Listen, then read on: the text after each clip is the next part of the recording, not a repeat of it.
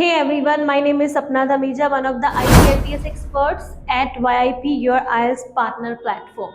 If you are looking for band 7 in IELTS, how to get 7 band score in every module, reading, listening, writing and speaking, then this video is for you. Watch this video till end. अगर आप लोग भी किसी university में admission लेना चाह रहे हैं, अब्रॉड में जाना चाह रहे हैं, आप किसी कॉलेज में एडमिशन लेना चाह रहे हैं एंड आप चाहते हैं कि आपके 7 बैंड की जो रिक्वायरमेंट है, जो हमारी रिक्वायरमेंट है वो कंप्लीट हो, या आप कोई ऐसा बिजनेस स्टार्ट करने वाले हैं फॉरेन कंट्री में जहां पर आपको जीटी के अंदर 7 बैंड स्कोर चाहिए, या फिर कोई ऐसा वर्क वीजा आप अप्लाई कर रहे हैं जहां पर मिनिमम रिक्वायरमेंट 7 बैंड स्कोर है, then I have a solution for you कि हम 7 बैंड कैसे ले सकते हैं.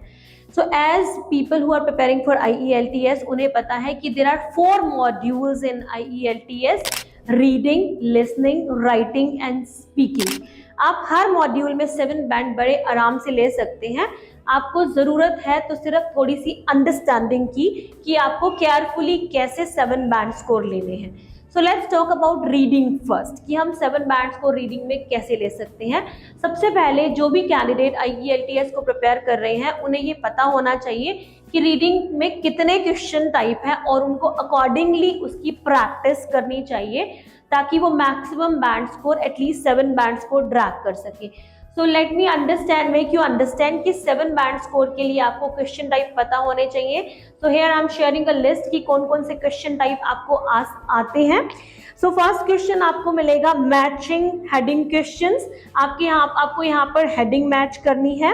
Second, true false not given और yes no not given question type होता है.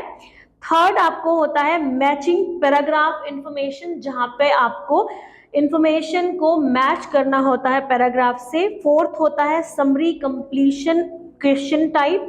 फिफ्थ होता है sentence completion question.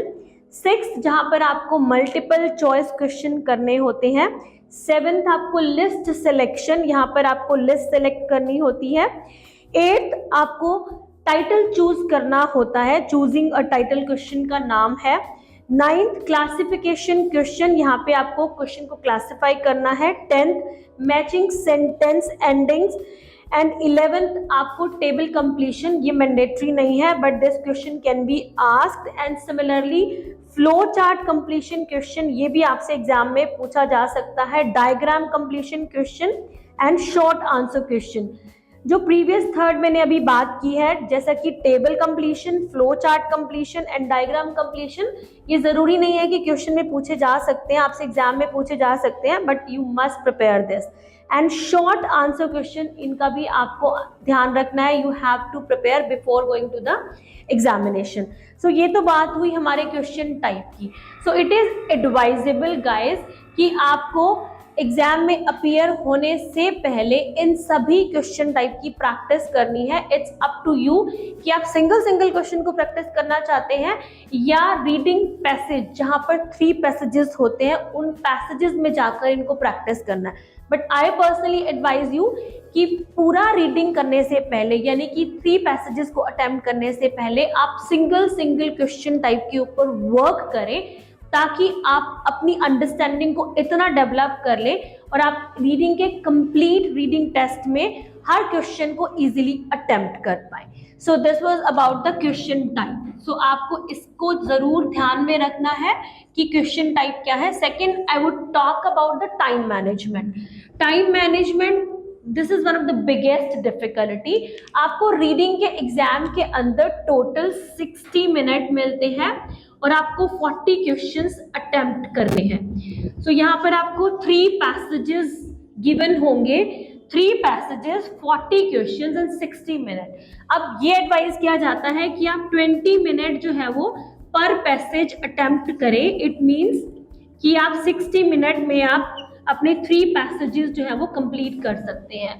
But I would advise you whenever you are practicing at home or any institution, rather than spending 20 minutes on each passage, just spend 17 minutes per passage. अगर आप 17 minute पर passage करते हैं, it means 51 minute में अगर आप practice करते हैं, so you save total 9 minutes. Understand?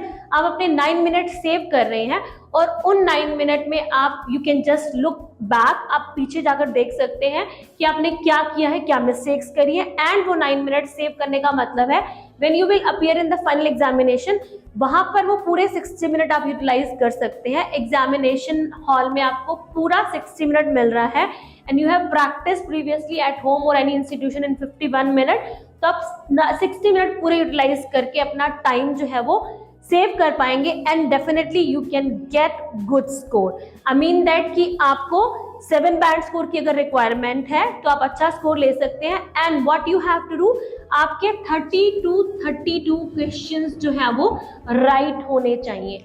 आप 10 और 11 क्वेश्चंस जो है वो इनकरेक्ट कर सकते हैं, वो इनकरेक्ट होंगे तो कोई प्रॉब्लम नहीं है, बट 30 क्वेश्चन जो है वो आपके राइट होने चाहिए in order to get 7 band. So I am sharing this calculator band descriptor कि आपको 7 बैंड जो है वो कितने पॉइंट्स पर, कितने मार्क्स पर मिल सकते हैं। आई am sharing this okay with you.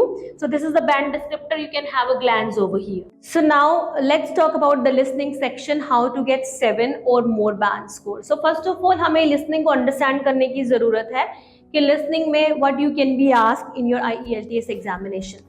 Listening में if you want to get 7 or more band score, you need to understand कि listening में क्या होता है। यहाँ पर भी same 40 questions आपको given होते हैं, आपको एक ऑडियो प्ले किया जाता है वहां पर। One audio will be played over there in exam, 40 questions. But what the difference between reading and listening? जहाँ पर reading में आपको complete 1 hour मिल रहा है, तो listening में आपको ऐसा नहीं है। listening में आपको depend करेगा audio. It might be 25 minutes, between 25 and 30 minutes, or 25 and 35 minutes, but not more than that. So it can be length up to 25 minutes to 30 minutes, or 25 minutes to 35 minutes. One more thing that you have to look after, आपको 10 minutes जो है वो बाद में separately exam में दिए जाते हैं to transfer your answers. अब यहाँ पर जो स्टूडेंट मिस्टेक करते हैं, what they do, कि उन्हें ज्यादातर स्टूडेंट्स को पता ही नहीं होता कि 10 मिनट्स उनको एक्स्ट्रा मिल रहे हैं, तो वो साथ साथ अपने आंसर ट्रांसफर करते हैं। But don't do this mistake.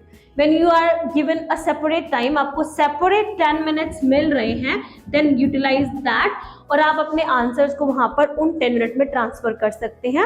And what is advisable, बहुत सारे स्टूडेंट्स मेरे को क्वेश्चन करते हैं, पास्ट 17 ईयर में जितने भी मैंने बैचेस पढ़ाए हैं, दे ऑल क्वेश्चन मी कि मैम हम स्मॉल लेटर में लिखें या कैपिटल लेटर में लिखें या मिक्स करें। अगर आप स्मॉल लेटर में लिख रहे हैं then you must write every answer in the small letter. अगर आप कैपिटल यूज कर रहे हैं तो write every answer in the capital letter, but this is advisable not to mix small and capital और कैपिटल एंड स्मॉल। स्मॉल अगर लिख रहे हैं तो सारा स्मॉल होना चाहिए और अगर आप कैपिटल कर रहे हैं तो सारा कैपिटल होना चाहिए, ताकि आप ज्यादा अच्छे से क्लियर कर पाए अपने आंसर्स को। सो व्हाट इज एडवाइजेबल, अगर आप 7 और ज्यादा बैंड लेना चाहते हैं तो व्हाट टू डू, कि आपको करना क्या है। So let me tell you, just go through, आपको करना क्या है कि कुछ पास्ट एग्जाम पेपर्स की प्रैक्टिस करनी है। उसके अलावा इट इज एडवाइजेबल कि आप बीबीसी इंग्लिश पर जाकर जो है लिसनिंग करें, वहां पर आप कुछ कंटेंट को सुने। टेडेक्स, आप टेडेक्स को भी फॉलो कर सकते हैं। Ted talks, TEDTALKS, Ted talks को आप सुन सकते हैं, आप उसको फॉलो कर सकते हैं और पास पेपर्स की हेल्प से भी आप प्रैक्टिस ले सकते हैं। बट दिस इज एडवाइजेबल कि आपको ये सारे टेक्निक्स करने जरूरी हैं। And I must suggest you कि एग्जाम में जाने से पहले at least last 10 days before, prior 10 days जो है वो बहुत इंपॉर्टेंट है। आप हर दिन 3 से 4 लिसनिंग के प्रैक्टिस टेस्ट को करें ताकि आप 7 और ज्यादा बैंड्स को ड्रैग कर पाए। So now let's talk about the writing. Writing का स्कोर कैलकुलेट करना जो है वो रीडिंग और लिसनिंग की तरह इजी नहीं है। जैसे रीडिंग एंड लिसनिंग में आपको 40 क्वेश्चंस में से जितने भी मार्क्स आए हैं 31, 32, 33, 35 या उससे कम, तो अपना स्कोर कैलकुलेट कर सकते हैं आप उस टेबल की हेल्प से जो मैंने अभी ऊपर शेयर किया है, उस बैंड डिस्क्रिप्टर की हेल्प से जो अभी ऊपर शेयर किया गया है। बट राइटिंग में इट्स बिट टफ कि आप अपना स्कोर कैलकुलेट नहीं कर सकते हैं। उसके लिए आपको किसी अच्छे ट्यूटर की, किसी एग्जामिनर की हेल्प लेनी पड़ती है जो आपके राइटिंग टास्क को चेक करके आपको आंसर्स जो है कितना आपका राइट है, आपने कितना रिस्पॉन्ड किया है, उसके बारे में बता सके। So first of all need to understand कि राइटिंग होती क्या है। इन राइटिंग आपको टास्क जो है वो दो मिलते हैं, टास्क 1 एंड टास्क 2। आपको टोटल जो है वो 1 आवर एग्जाम में मिल रहा है। You will be given 1 hour, जिसमें से आपको 20 मिनट जो है वो टास्क 1 पे स्पेंड करने हैं और आपको 40 मिनट्स जो है रेस्ट वो टास्क 2 पे स्पेंड करने हैं। इट इज एडवाइजेबल कि आप ड्राफ्टिंग कर लीजिए, ताकि आप अपने 5 to 10 मिनट्स ड्राफ्टिंग में निकाल लीजिए, ताकि आप अपना टाइम सेव करके अपने दोनों टास्क को अप्रोप्रिएटली और टाइम के अंदर पूरा कर पाए। सो टास्क 1, व्हाट्स दैट? टास्क 1 जो है एक रिपोर्ट राइटिंग होती है। This is called report writing. यहाँ पर आपको जो है आपको अलग अलग तरह के ग्राफ्स को डील करना होता है। तो this is different for academics and GT. अगर आप स्टूडेंट हैं, आप स्टडी के लिए आप IELTS एग्जाम दे रहे हैं, तो आपको एकेडमिक IELTS देना पड़ेगा, वहां पर टास्क 1 जो है वो डिफरेंट होगा। And if you are a GT candidate, यानी कि आप जनरल IELTS दे रहे हैं, तो वहां पर आपका टास्क 1 डिफरेंट है, जो कि रिपोर्ट राइटिंग ना होकर लेटर राइटिंग होता है। यस, आपको लेटर राइट करना है। So task 1, first of all talk about the academic part. तो एकेडमिक जनरल GT IELTS का task 1 I will share you in the next video. In this video I am going to share कि academic का task 1 जो है वो क्या होता है। आपको रिपोर्ट राइटिंग करनी है, जहां पर आपको वैरायटी ऑफ ग्राफ्स डील करने होते हैं। फॉर एग्जांपल आपको लाइन ग्राफ पूछा जा सकता है, आपको बार ग्राफ पूछा जा सकता है, आपको पाई चार्ट पूछा जा सकता है, आपको टेबल पूछी जा सकती है, टेबुलर चार्ट पूछा जा सकता है, आपको प्रोसेस पूछी जा सकती है, आपको डायग्राम पूछा जा सकता है, आपको मैप पूछा जा सकता है, या कोई भी पिक्चर दी हुई होती है, आपको उसके ऊपर एक रिपोर्ट राइट करनी है। तो these are the variety of graphs आपको जो डील करने हैं टास्क 1 एकेडमिक, अगर आप स्टडी के लिए अप्लाई कर रहे हैं तो। नेक्स्ट जो टास्क 2 है, टास्क 2 आप इधर एकेडमिक स्टूडेंट है, एकेडमिक कैंडिडेट है, या GT कैंडिडेट है, दोनों ही केसेस में सेम रहता है टास्क 2। यहाँ पर आपको एक एसे लिखना है। So I will tell you in my next video in detail कि आपको टाइप्स ऑफ एसे क्या क्या हो सकती हैं, because there are around 6 types of essay जो आपको अंडरस्टैंड करने हैं before examination. So you must analyse each and every aspect कि आपको टास्क 2 में जाने से पहले, टास्क 2 को अटेम्प्ट करने से पहले क्या क्या चीजों का ध्यान रखना है। So now let me share the criteria कि IELTS राइटिंग का क्राइटेरिया क्या है, इसमें आपको स्कोर किस तरीके से मिलता है अगर आप 7 और ज्यादा बैंड लेना चाहते हैं। So let's have a look over the screen. First of all task response, this is very much important. आपको एड्रेस करने हैं क्वेश्चन के सारे parts, address all the parts of the task. Present a clear position throughout the response, आपको clear position बतानी है पूरे writing task के दौरान। Present extends and supports main idea, but there may be a tendency to over generalise और supporting ideas में lack focus. तो आपको क्या करना है, अब एक्सटेंड करना है, अपने मेन आइडिया को सपोर्ट करना है, पूरा एलैबोरेट करना है। This is about the task 1। So next जो है वो है coherence and cohesion. This is another criteria for writing, coherence and cohesion. यहाँ पर आपको क्या करना है, आपको लॉजिकली इंफॉर्मेशन को, अपने आइडियाज को लॉजिकली प्रेजेंट करना है और क्लियर प्रोग्रेशन दिखानी है थ्रू आउट द टास्क के अंदर। Use a range of cohesive devices appropriately, although there may be some under over use. आपको कोहेसिव डिवाइसेस जो है वो एप्रोप्रिएटली यूज करने हैं। And clear central topic with each paragraph, आपका जो सेंट्रल टॉपिक है वो क्लियर होना चाहिए कोहेरेंस एंड कोहेजन के अंदर। जो थर्ड क्राइटेरिया है राइटिंग का वो है लेक्सिकल रिसोर्स। अगर आप 7 या ज्यादा बैंड लेना चाहते हैं तो आपको एक sufficient amount of vocabulary use करनी है। उसके अलावा आपको less common lexical words, less common items use करनी है।